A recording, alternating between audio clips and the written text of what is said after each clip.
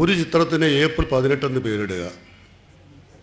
10 വർഷം കഴിഞ്ഞ് തൻ്റെ മറ്റൊരു ചിത്രത്തിന് ഏപ്രിൽ 19 എന്ന് പേരിടുക.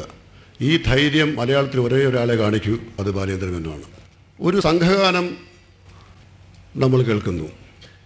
ഏതാനും ആളുകൾ കൂടി നിന്നൊരു സംഘഗാനം ആലപിക്കുന്നു.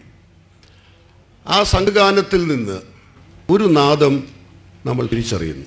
ആൾക്കൂട്ടത്തിലും ഒറ്റപ്പെട്ടു നിൽക്കാൻ തൻ്റെ ഉള്ള പ്രതിഭയുള്ള ആളിനെയാണ് നമ്മൾ സർഗശക്തിയുള്ള കലാകാരൻ എന്ന് വിളിക്കുന്നത്.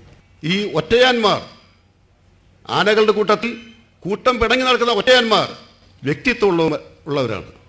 അങ്ങനെ വ്യക്തിത്വമുള്ള ഒരു കലാകാരനാണ് ബാലേന്ദ്ര മേനോൻ. അതുകൊണ്ടാണ് ഞാൻ ബാലേന്ദ്ര മേനോനെ ഇഷ്ടപ്പെടുന്നത്. അങ്ങനെ ഒരു സംവിധായകൻ്റെ കീഴിലും സഹായിയായി നിൽക്കാതെ സിനിമ കണ്ടും സിനിമയുടെ ചിത്രീകരണം കണ്ടും സംവിധായകനായി സ്വന്തമായി ധാരാളം നേട്ടങ്ങളുണ്ടാക്കി.